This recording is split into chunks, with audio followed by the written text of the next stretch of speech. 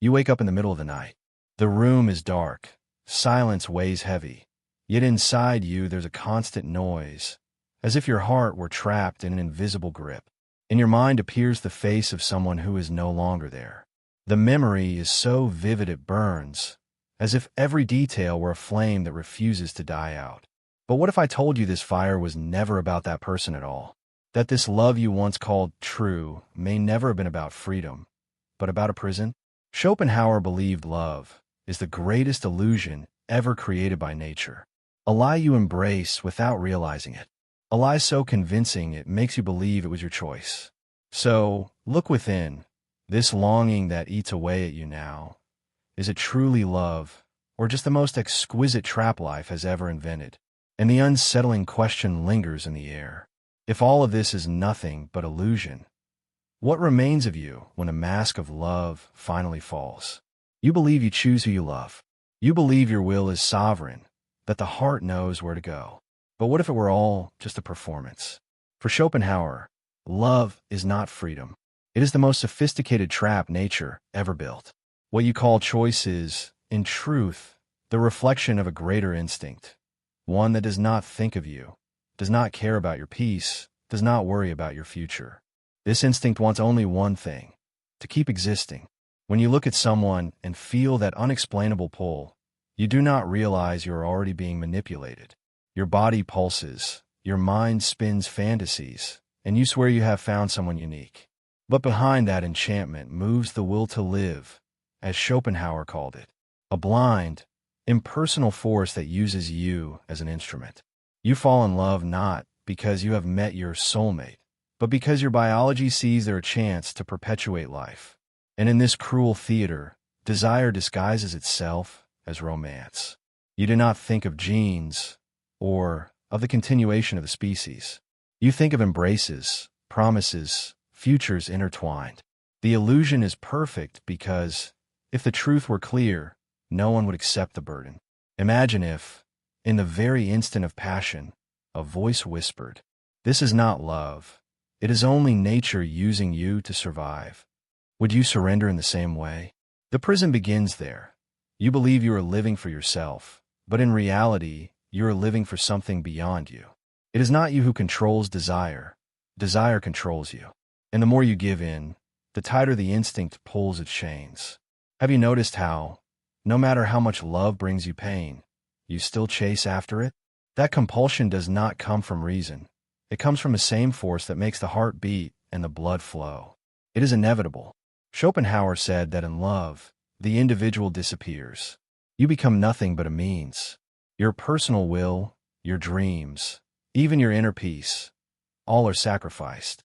It is as if two realities live within you, the one that thinks it is choosing, and the one that truly manipulates you. The first is only a facade. The second is the real prison. And here lies the most disturbing detail. The more intense the desire, the stronger the illusion. You believe you have found the right person precisely when you are most bound to nature's invisible program. The height of passion is also the height of deception. Now pause for a moment. Remember the last time you felt dominated by someone, as if your very life depended on that relationship. Do you still believe there was freedom, or do you now see the silent chains tightening around you? This is Schopenhauer's dark truth. Love is not a gift, it is bait. And every bait exists only because there is a trap waiting right behind it. And what if that trap is already open before you, right now? You look at someone and feel the immediate impact. The face, the body, the smile. Something inside you awakens, as if it were irresistible. You call it beauty. But Schopenhauer would warn, be careful, because that beauty is only the most seductive mask nature ever invented. For him, what you find attractive is no accident. The fascination with a glance or with a curve does not come from the poetry of the soul, but from the silent calculations of the species. Instinct wears its finest costume and makes you believe you love the individual, when in truth you love what that person represents for the continuation of life. Notice this. Have you ever wondered why certain people seem attractive to you, while others, good, kind, genuine, go unnoticed? Schopenhauer explains that behind desire lies a hidden selection. The body that draws you and may unconsciously be the body that seems to correct your own imperfections. As if, without realizing it, you were searching in another the promise of stronger, more capable children. But you do not think of descendants when you fall in love.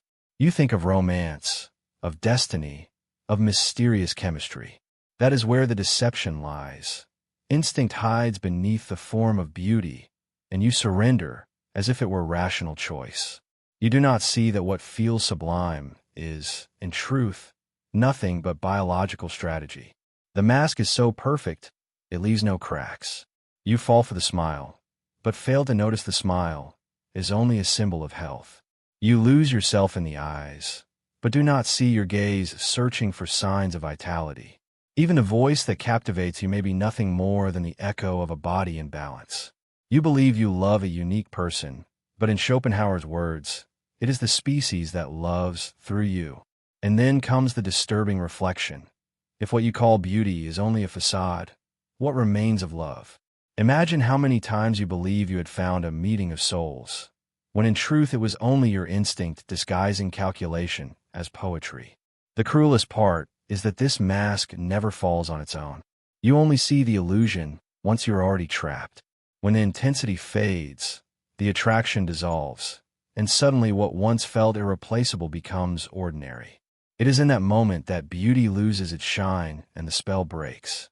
Ask yourself, how many times have you desired someone with overwhelming force, only to later wonder how you could ever have found them so irresistible? That shift is no accident. It is the proof that love, as Schopenhauer saw it, is nothing but a performance staged by nature. And what if everything you call passion is only the perfect makeup of an instinct that never asked for your permission? Do you remember that moment when someone crossed your path and, without realizing it, you were already entangled? A glance that lingered a second too long, a word spoken with a different tone, an innocent gesture that carved itself into your memory. You swore there was something special there. But Schopenhauer would warn you, be careful, because none of it was truly your choice. For him, every detail of seduction is only the disguise of a greater force, the will to live. A blind, impersonal energy acting through you and through the other, manipulating both without your awareness. It is as if there were a script written before you were born, and every smile, every approach, was only another scene in the play. When you believe you are conquering or being conquered, in truth it is life itself, moving to perpetuate. The fascination you feel is not for the person as such, but for the unconscious promise that together you may continue the cycle of existence. And to ensure you do not see the trick, nature wields its most convincing weapon, pleasure. Seduction is this theater where the mind paints vibrant colors over something that is, at its core, cold and mechanical. You do not think of reproduction. You do not think of instinct. You think of intensity, of destiny, of a mysterious bond that seems written just for you. The deception is perfect because it weaves emotion, fantasy, even suffering, making it impossible to see the truth while you are inside it. How many times have you found yourself obsessed with someone, unable to sleep, unable to focus, as if the entire world had stopped, and, at the same time, something in you knew it made no sense? That contradiction is the mark of the trap. Your reason sees the fraud, but your will insists on continuing. Schopenhauer said that in this game, the individual disappears. You believe you are living your love story, but you are nothing more than a puppet of a collective instinct. And when the will fulfills its purpose, when passion fades, you awaken. It is like coming out of a trance and asking yourself, how did I get here? The enchantment dissolves, leaving only the weight of disillusion. Now think of your own experiences. Have you ever lived a passion that felt inevitable, larger than your capacity to choose?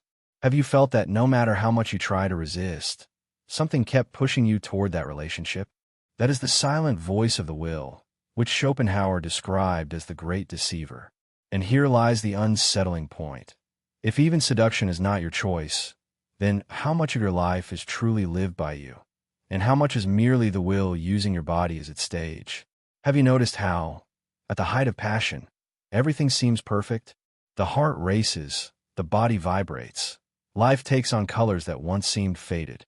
It feels as if, suddenly, the world has become lighter. But for Schopenhauer, that glow is nothing more than a temporary disguise.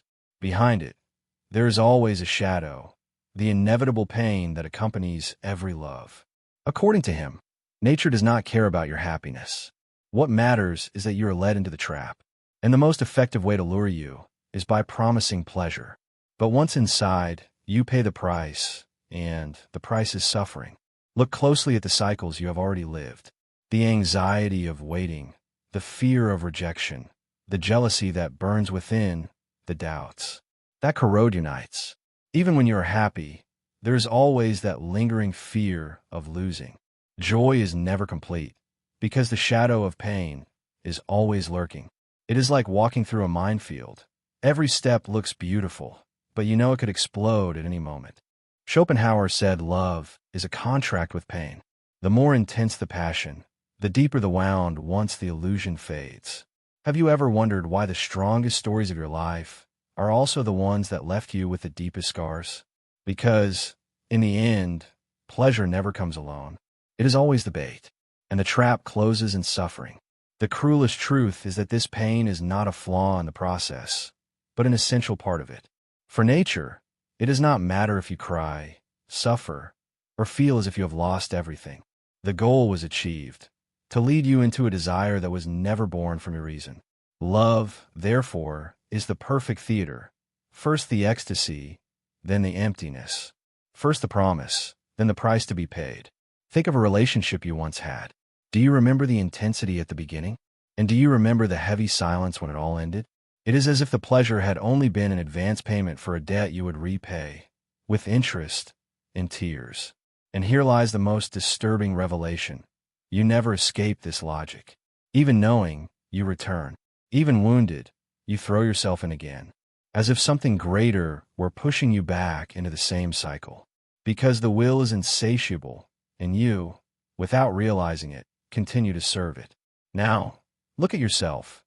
Could it be that the pains you carry today are proof that love was never a gift, but always a sentence? Have you ever felt that overwhelming certainty that you had found the right person, as if the entire universe had conspired to bring you together? In those first months, everything felt eternal. Every word was music. Every touch seemed like destiny fulfilled. But then, little by little, the spell began to fade. What was once fire turned to ashes. What was once promise turned to silence. Schopenhauer saw in this process the proof that love is nothing more than a fleeting illusion. Nature creates the fantasy of intense passion to push you toward desire. But once that purpose is fulfilled, the mask falls, and what remains is the inevitable disillusion. Think of how many times you swore that feeling would never end, and yet, it did. It is as if, suddenly, your eyes opened and you realize that what seemed perfect was only a dream. The fall is so painful because you invested not just time, but identity. You truly believed you had found a forever, and then you are left standing in front of a never again. Schopenhauer said that overwhelming passion is nothing but a farce created by the will to live. A blind force that manipulates you to forget yourself, to pour out your energy, to believe in a shared future that, many times, will never come to pass. And when that will fulfills its purpose, the veil falls. What once felt sublime becomes routine. What once felt absolute turns into indifference. Have you noticed how, after months or years, the person who once seemed indispensable can become just another passerby? That transformation is brutal. It is like waking up from a trance and no longer recognizing yourself or the other. The same mouth that once spoke sweet words now speaks with indifference. The same eyes that once seemed like portals to infinity now look at you as if you were no one special at all. And here lies the cruelest point. The initial intensity is not proof of true love, but rather proof that you are even more deeply trapped in the illusion. The stronger the passion, the faster and more painful the fall once the illusion dissolves. So ask yourself, how many times have you believed you were living something eternal, only to discover it was temporary? How many times did you swear, this time will be different, only for it all to repeat once more? For Schopenhauer, That is what love is. A flame created to deceive you, to make you forget yourself. But flames, no matter how beautiful, always burn out. And when the darkness returns, what is left of you after the spell is broken? Have you noticed how, even after so many falls, you keep returning to love? It is almost like touching an open wound, knowing it will hurt, yet unable to resist. For Schopenhauer, this persistence is not a sign of hope or courage. It is proof that you are trapped in a cycle that never ends. According to him, the will to live is insatiable. It does not rest when it gets what it wants. On the contrary, as soon as it conquers, it creates a new emptiness, a new need. Love is the cruelest example of this. You believe you have found peace by someone's side, but soon restlessness appears. If you lose them, you suffer. If you stay, you also suffer. And when it ends, you promise yourself you will never give in again. But all it takes is a glance, a new promise, and there you are once more, repeating the same script. This cycle is what Schopenhauer called the eternal return of desire. The will drags you from passion to passion, from illusion to illusion, never allowing you lasting satisfaction. It is like being on a wheel that never stops spinning. You rise, believing you are at the top, only to fall again into pain. Think of how many times you told yourself, never again. And yet you did. Think of the tears shed, the embraces that felt eternal, the promises broken. All those memories are marks that repetition is not chance, but rule. And here lies something even darker. The more you try to escape this cycle, the stronger it seems to grow. Because the emptier you feel, the more desperately you search for someone to fill the space. And in that desperation, the trap becomes even more effective. You do not choose clearly. You do not decide consciously. You cling to the first illusion that appears, convinced it will be different. But Schopenhauer would remind you, it will not. The will always deceive you, because that is its role. That is why so many people spend their entire lives oscillating between hope and disillusion. They never learn that the game was rigged from the start. Love promises fulfillment, but delivers frustration. And still, you return. Now reflect. How many times in your life have you found yourself repeating the same emotional mistakes, as if condemned to relive the same pain? Could it be that this is exactly what Schopenhauer called the invisible prison? A prison you yourself reinforce every time you mistake illusion for love. Have you noticed how, at the height of passion, you stop existing entirely? It is as if your life, your plans, even your identity are swallowed by a single center, the other. Schopenhauer saw this with disturbing clarity. For him, love is the stage where individuality is sacrificed in the name of the will to live. That blind force that does not think of you, but only of the survival of the species. When you fall in love, something shifts silently within you. Your interests lose strength, your priorities bend, and suddenly you catch yourself saying things like, "All that matters is this person." In that instant, it is no longer you who acts. You become a means, an instrument. It is as if nature erased your unique signature to write, in invisible letters, a purpose that was never yours. This loss of individuality may feel poetic while it's happening.